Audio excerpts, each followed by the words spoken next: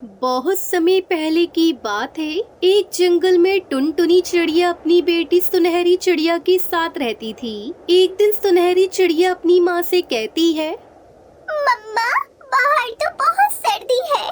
बाहर बर्फ पड़ रही है। मुझे बहुत ठंड लग रही है। मम्मा, मुझे आप कोई गर्म कपड़े तो ला दे, वरना ठंड से तो मैं कुकड़ जाऊंगी। प्लीज मम्मा, प्लीज मेरे लिए कुछ गर्म कपड़े ले आए आप। अपनी बेटी की ये बात सुनकर टुनटुनी चिड़िया उससे कहती है, अच्छा सुनहरी बेटा, परेशान ना हो। मैं जाती हूँ, किसी पक्षी से पूछती हूँ, तुम्हारे लिए पुराने कपड़े ले आती हूँ। नए गरम कपड़ों के लिए तो हमारे पास पैसे नहीं है। मैं जाकर देखती हूँ, बाहर किसी से पूछती हूँ, शायद मुझे कुछ मदद मिल जाए। ये कहकर टुनटुनी चिड़िया अपने पड़ोसी बंटी कबूतर के पास जाती है और उससे कहती है, अरे कबूतर भैया, आपके पास कोई पुराना गरम सूट है? अगर आपके पास है तो मुझे दे दो। मुझे अपनी बेटी सुनहरी के लिए चाहिए, वो बेचारी ठंड से कांप रही है। अरे नहीं टुनटुनी बहन, मेरे पास कोई पुराने कपड़े नहीं हैं। मेरे पास तो एक सूट था, वो भी पिंकी चिड़िया लेकर गई थी मुझसे। मेरे पास तो अब नहीं है ऐसे कोई गर्म कपड़े। कबूतर की बात सुनकर टुनटुनी चिड़िया मायूस हो जाती है। अच्छा बंटी भैया, ये बात है, चलो मैं चलती हूँ। फिर टुनटुनी चिड़िया अपनी माँ वाले जंगल जाती है। वहाँ उसकी माँ तो बहुत बूढ़ी थी, मगर खुद ही सारे काम करती थी। वो अपनी माँ के पास जाती और उससे कहती है, माँ जी, कि आपके पास पुराने गरम कपड़े हैं तो दे दो। सुनहरी बिटिया को बहुत सर्दी लगी है। बहुत ठंड है हमारे जंगल में, बाहर बर्फ भी पड़ रही है। मेरे पास तो पैसे नहीं है इस दफा, वरना नए कपड़े ले आती सुनहरी चिड़िया को। मम्मी, आपके पास है क्या? मुझे दे दो पुराने कपड़े। अपनी बेटी टुनटुनी चिड़िया की बात सुनकर उसकी बूढ़ी माँ उससे कहती है, बेटा, मेरे पास तो नहीं है, पर साथ में कबूतरी है बूढ़ी, उसके पास तो है, लेकिन फटे पुराने हैं। मैं तुम्हें ला देती हूँ। ये कहकर टुनटुनी की माँ उसे फटे कपड़े लाकर दे देती है। यूं मम्मा टुनटुनी चिड़िया कपड़े लेकर घर की तरफ जाने लगती है। रास्ते में सुंदरी कौवी उसे बुलाती है। अरे टुनटुनी, ये कपड़े कहाँ से लाई हो? कहाँ गई थी? कहाँ से इतने कपड़ों का बोरा ले आई हो? क्या कोई लॉटरी निकली है या कोई पैसे आ गए हैं तुम्हारे पास? अरे नहीं सुंदरी बहन, कुछ पैसे जमा किए थे, इसलिए अपनी बेटी सुनहरी चिड़िया के लिए गर्म कपड़े लेने गई थी। बहुत अरसे से कह रही थी। साथ में हरिया तोता भी पूछता है, अरे टुनटुनी, ये कपड़े कहाँ से लेकर आ रही हो? इतने सारे कपड़े क्या हो गया है? क्या पुराने हैं क्या? अरे नहीं नहीं हरिया भैया, पुरानी नहीं है, पैसे जोड़े थे उन्हीं के लेकर आई हूँ। मम्मा चिड़िया घर की तरफ रवाना होने लगती है, क्योंकि ठंड बहुत ज्यादा हो जाती है। बर्फ भी हर तरफ पड़ती है। बेटा ये देखो, ये पुराने कपड़े ले आई हूँ, थोड़े थोड़े फटे हुए हैं। देख लो, इनमें से जो पसंद आता है बता दो, मैं सिलाई इसके ऊपर लगा देती हूँ। मैंने किसी को नहीं बताया कि पुराने हैं, मैं आपको नए के नए बना दूंगी। अभी सी देती हूँ। और सुनहरी बेटा, किसी को मत बताना कि फटे हुए पुराने कपड़े थे। मम्मा, इनमें से तो बहुत बदबू आ रही है। आप ऐसा करना, इन्हें सी कर एक दफा इन्हें धो देना। वहीं दूसरी तरफ सुंदरी कौवी अपने पति कालू कौवे से कहती है, अरे कालू, सारा दिन बैठे रहते हो, एक काम नहीं करते। उस टुनटुनी चिड़िया को देखा है, अपनी बेटी के लिए नए गरम कपड़े लेकर आई है, और एक तुम हो। हाँ हाँ, ले आऊँगा। क्या हो गया है? हर टाइम काकाई करती रहती हो। क्या कोई जलजला आ गया है जो ऐसे काकाई कर रही हो? ले आऊँगा कपड़े, कपड़ों की ही तो बात है।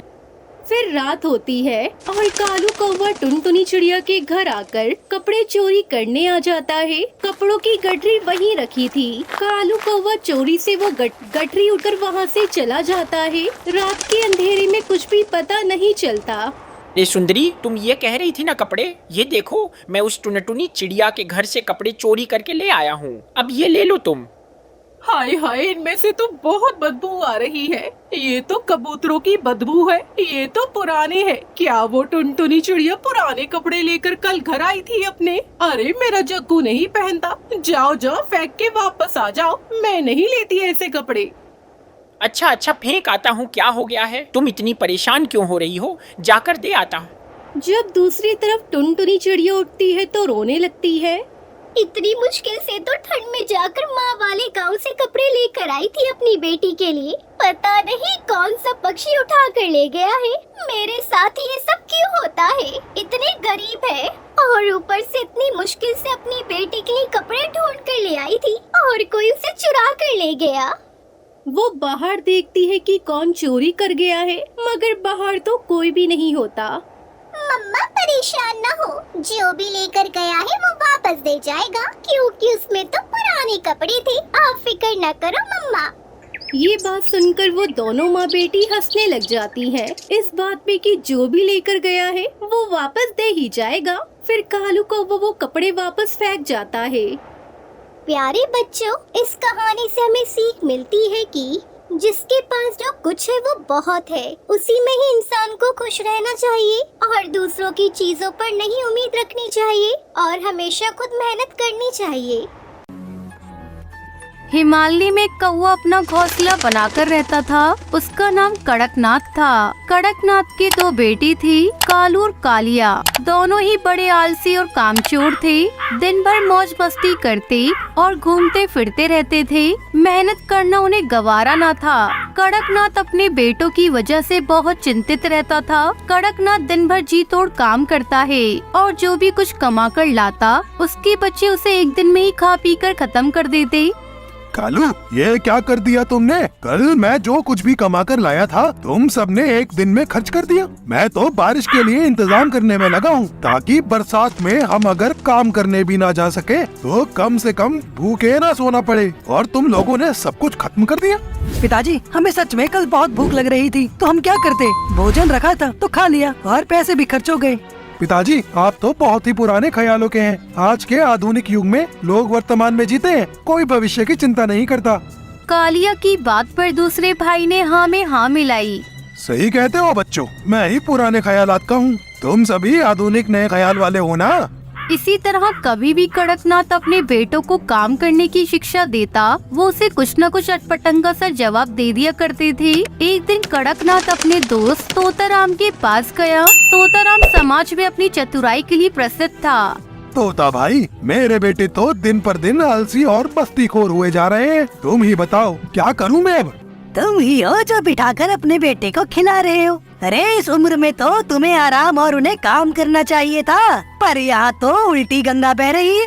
दोस्त, उनकी माता के देहांत के बाद बिन माँ के बच्चों को माँ की कमी ना महसूस हो, इसलिए मैंने उनको ज्यादा ही लाड प्यार से पाला था। अब वही लाड प्यार मेरे गले का फंदा बन गया है। वो दोनों मुझे पुराने ख्याल वाला बुलाते हैं और कहते हैं कि आज की पीढ़ी कल की चिंता नहीं करती। ये बात तो सुनो, कुछ दिन के लिए अगर तुम अपने दिल पर पत्थर रखकर जैसा मैं कहूँ वैसा करोगे तो मैं गारंटी लेता हूँ कि तुम्हारे बेटे जरूर सुधर जाएंगे। वाह भाई, ये हुई ना बात। तुम जो कहोगे मैं आँख बंद करके करता जाऊंगा, प्रॉमिस। तोताराम ने कड़कनाथ के कान में सारी योजना समझा दी। अगले दिन सुबह कड़कनाथ काम करने गया ही नहीं। दोनों बच्चे निश्चित समय पर खाने की टेबल पर आकर बैठ गए और इंतजार करने लगे कि कब खाना परोसा जाए। पर ये क्या, काफी देर हो गई पर खाना टेबल पर नहीं लगाया गया। तो वो लोग पिता के कमरे में गए। वहाँ कड़कनाथ मजे से रेडियो पर गाने सुन रहा था और घूम रहा था। अरे पिताजी, आप यहाँ पे क्या कर रहे हैं? मैं भी तुम्हारी तरह आधुनिक बन रहा हूँ। तुम सबने ये सही कहा था, कल की चिंता क्यों करें। आज से मैं भी आगे की चिंता नहीं करूँगा। अभी मेरे पेट में हल्का हल्का दर्द हो रहा है। मुझे खाना खाने की इच्छा नहीं थी, इसलिए मैंने भोजन नहीं बनाया। ये सुनकर तो दोनों भाइयों के चेहरे पर हवाइयाँ उड़ने लगी, पर करे तो क्या करे। पिताजी को कल की चिंता न करने की सलाह भी तो उन्होंने ही दी थी। मन में सोचकर दोनों भाई दिन भर भूखे रहे और रात में फिर पिता के पास पहुँचे। पिताजी, क्या अब आपका पेट का दर्द सही हो गया?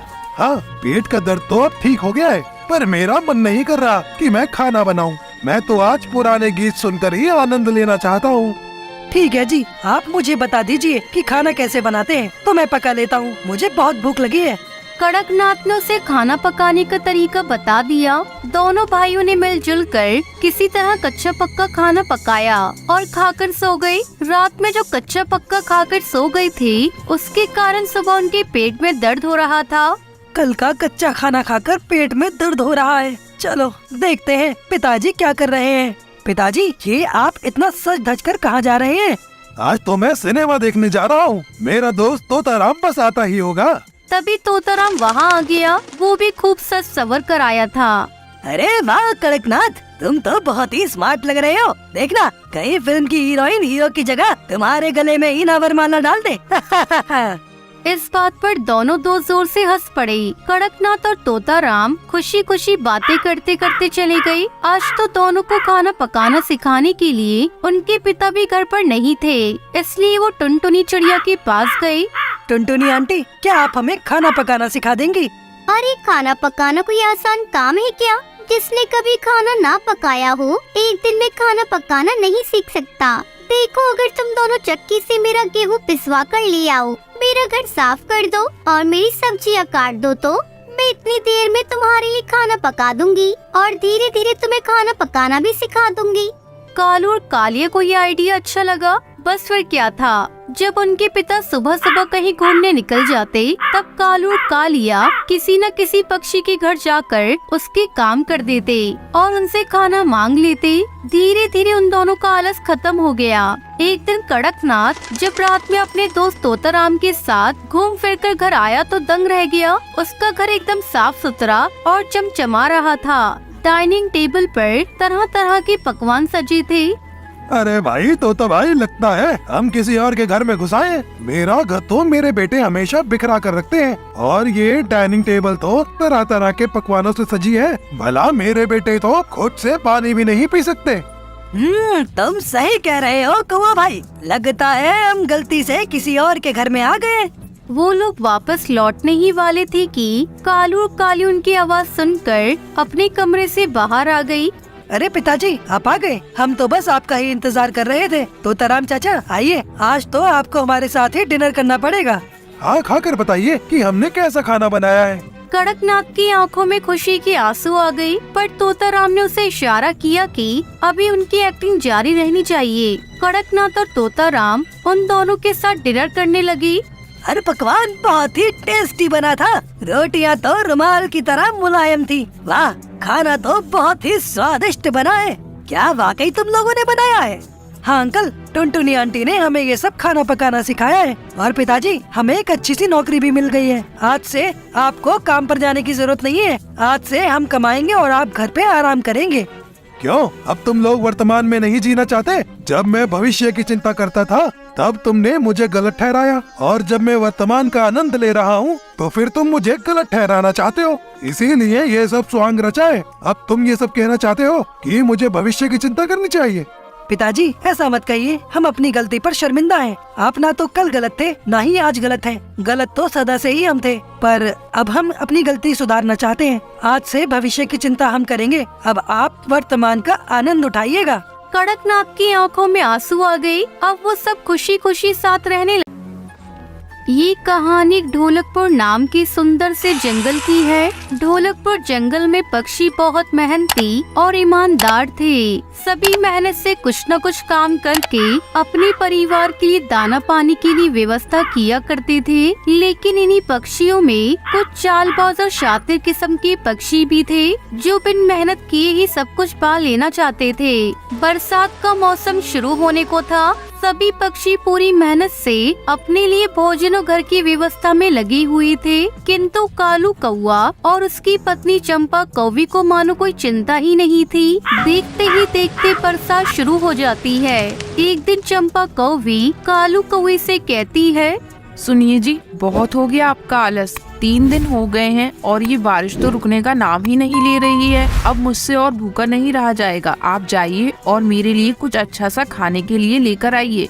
अरे क्या बात है, आज सवेरे सवेरे क्यों नाराज हो रही हो? अरे तुम्हें पता है ना, मैं अपनी पत्नी को कभी नाराज नहीं कर सकता। मैं तुमसे इतना प्रेम जो करता हूँ। अरे जाइए जी जाइए, बातें बनाना तो कोई आपसे सीखे। और आज आपकी इन चिकनी चुपड़ी बातों में मेरा पेट नहीं भरने वाला। आप अभी जाइए और मेरे लिए कुछ अच्छा स्वादिष्ट सा लेकर आइएगा। मेरा तो भूख के मारे सर ही चकरा रहा है। और हाँ, एक बात याद रखना, अगर आज कुछ खाने को नहीं लाए ना तो मैं भी अपने मायके चली जाऊंगी। फिर मेरे दोनों भाइयों से निपटने को आप तैयार रहना। अपने सालों के बारे में सोचकर कालू कौवे के पसीने छूट जाते हैं। अरे मेरी प्यारी चंपा, अगर तुम्हें भूख लगी थी तो पहले ही बता देती पगली। है अपने भाइयों को बीच में क्यों लेकर आ रही हो? चंपा के भाइयों से डर के कालू कौवा बुझे मन से भोजन की तलाश में निकल पड़ता है।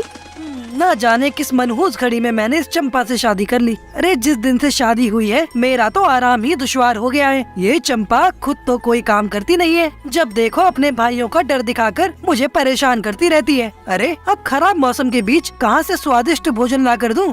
कालू कौवा यूं ही अपने ख्यालों में खोया हुआ उड़ा जा रहा था कि तभी उसे हरी तोती का घोंसला दिखाई पड़ता है। अरे हरी तोती बहन, क्या हाल है आपके? बहुत खुश दिखाई पड़ रही हो। खुश हो भी क्यों ना, ये सबसे अच्छा मौसम जो है। लेकिन ऐसे मौसम में हमारे जैसे पक्षियों को भारी दिक्कत होती है। क्यों, क्या हुआ भाई? कोई परेशानी है क्या?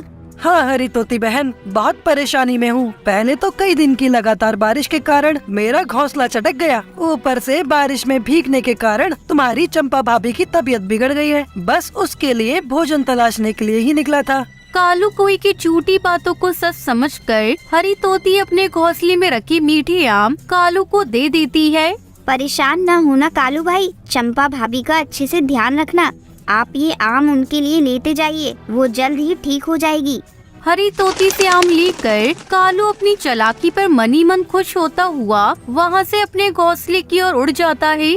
अरे वाह कालू, आज तो इतना स्वादिष्ट फल खाकर मजा ही आ गया। अब तुम साफ साफ सुन लो, मैं एक दिन भी भूखी सोने वाली नहीं हूँ। मुझे रोज ऐसा ही स्वादिष्ट भोजन चाहिए। अब तुम इसके लिए चाहे आज की तरह झूठ बोलो, चोरी करो या डाका डालो, मुझे कोई मतलब नहीं।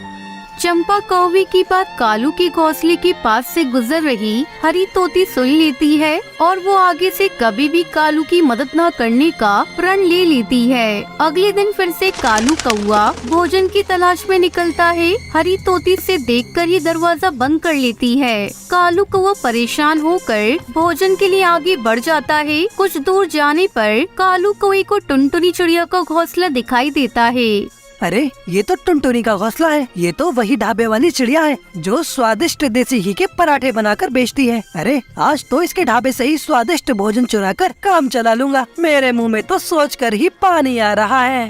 कालू टुनटुनी के ढाबे से पराठे चुराने का विचार कर रहा होता है, तभी उसकी नजर टुनटुनी के घोंसले में रखी हुई उसकी अंडे पर पड़ जाती है। अरे आज तो लगता है दिन ही बन गया। अरे कितने दिनों से कोई अंडा नहीं चखा है। आज अगर ये अंडा मैं चंपा के लिए ले गया ना तो वो खुशी हो जाएगी और ये बेचारी वहाँ ढाबे में पराठे ही बनाती रह जाएगी। इतना सोचकर कालू कौवा दाएं बाएं देखता है और मौका पाकर टुनटुनी का अंडा उठाकर ले जाता है। उस दिन चंपा और कालू मिलकर टुनटुनी के अंडे को खा जाते हैं। ना जाने किसने मेरा अंडा उठा लिया है। मैं तो दिन रात मेहनत करके ढाबे में सबके लिए खाना बनाकर बेचती हूँ।